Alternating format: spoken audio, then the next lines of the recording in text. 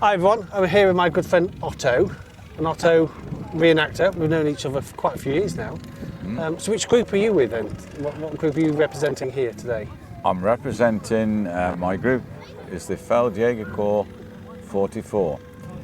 What that is actually is the military police that was envisaged in 1943 and actually went through to 1946 because the Allies kept us on to help with obviously troops and knowing all the paperwork and so forth and so forth. So they kept us on till June 46.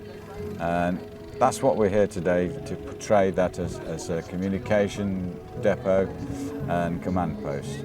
So how come you chose to be this regiment and to be particularly be a German as well? Is it German heritage or you just more of an interest? Where do I start? Okay, I am ex-forces. I have served in the British forces for real in the past. I just decided it was going to be a challenge to do something maybe from the other side. I started off many years ago with a big group called the 116 Panzer Grenadiers, commonly known the Windhund. And I learnt that how to do reenactment and live in history, certain protocols, certain aspects of it, rather than just dressing up and playing at it. Yeah. Obviously, as time's gone on, it's not been too kind on me. I'm a little bit older now, so rather than running around the battlefield and being a frontline soldier, I looked at doing something that's going to be behind the lines.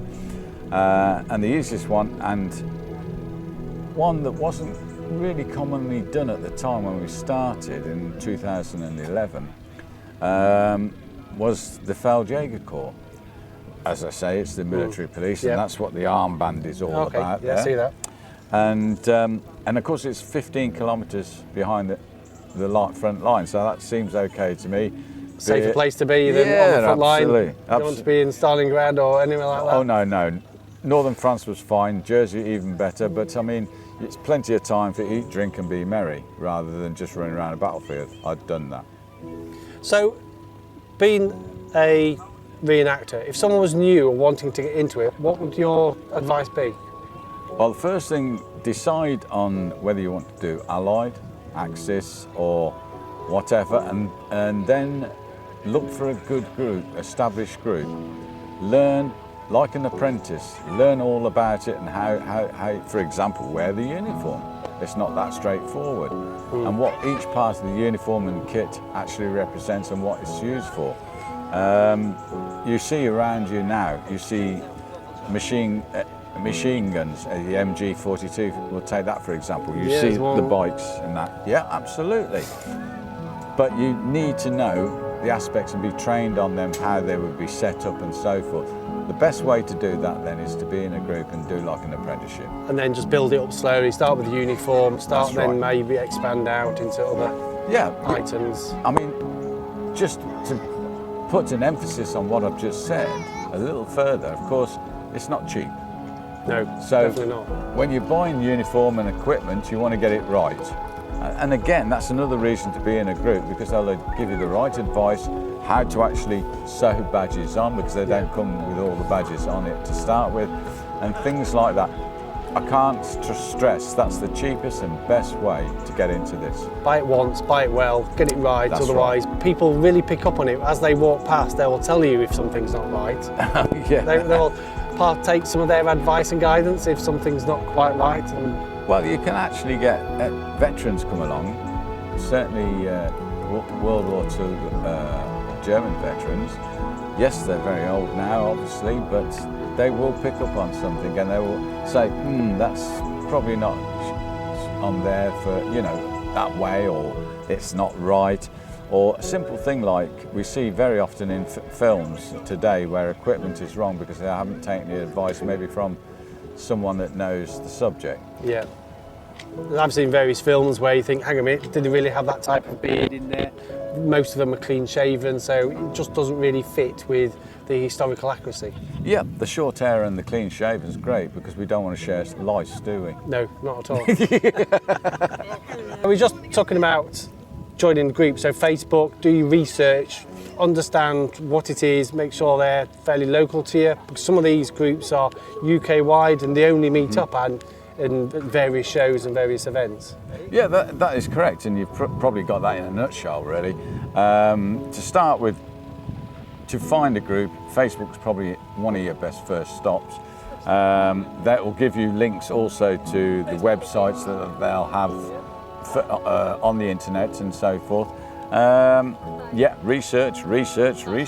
Because when members of the public come along, what they do, they'll ask you questions, ask you the regiment, the history about it, the history of where did you fight in the war. So to be able to sit there and stand there and actually talk about that and passes that knowledge on.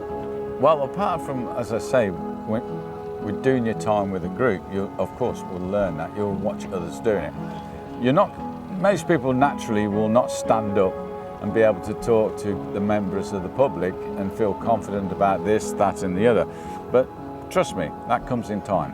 And the more that you actually know, then obviously, and you get used to it, you can actually approach the public and it's a relaxed way of approaching it. Yeah. You feel confident because you know your subject. So that does come. Yeah, we're not all born to be perfect speakers, I can assure you. No, not at all. So you've done this many years. What keeps you going? What keeps you interested in coming to these events? Is it the people? Is it just the love of doing it? Well, I mean, I run my own group now, and they want to do it for the same reasons as myself, very much like what you've just explained there. However, it becomes a way of life. It's like any hobbies, you get into it and it becomes part of what you are. And we collect a lot of equipment, to say the least, really. Yeah, there is a lot around it, machine guns, motorcycles, sidecars, radio sets. The amount of equipment is what you've collected over time. It's not a cheap hobby. No, not at all. Far from it, but you learn that from an early stage. Being ex-services as well, it brings back that time you was there because it's always with you. It doesn't matter how long you've served, it stays with you for the rest of your life. That is correct, and it doesn't matter which branch of service you've been in, because we've all done the basics, and the basics are all the same, on land somewhere, whether you're Army, Navy or Air Force, dare I say. You always go through your basic training, you've got your fire weapon, you do your drill, you do that's right. all the things that's common throughout. And of course that's mimicked again in reenactment. As I come back to the point of joining a group, you're going to go through that sort of transition period just exactly the same. Yeah, so it's really good. I can see why people do it. I come to quite a few of these shows and it's really great to actually see everybody chat to make new friends and just learn more about the history. It is. It becomes like one big family in a sense. It doesn't matter whether someone's doing Allied or Axis. Once the show's over and the beers come out, so to speak, yeah, we're all part of the same group, yeah. That's really good. It's been really great talking to you and really nice seeing you again. I think we've seen each other quite a few times just this year. Yeah, people are going to talk. They are, very much so. Thanks very much. Cheers, Otto. Thank you.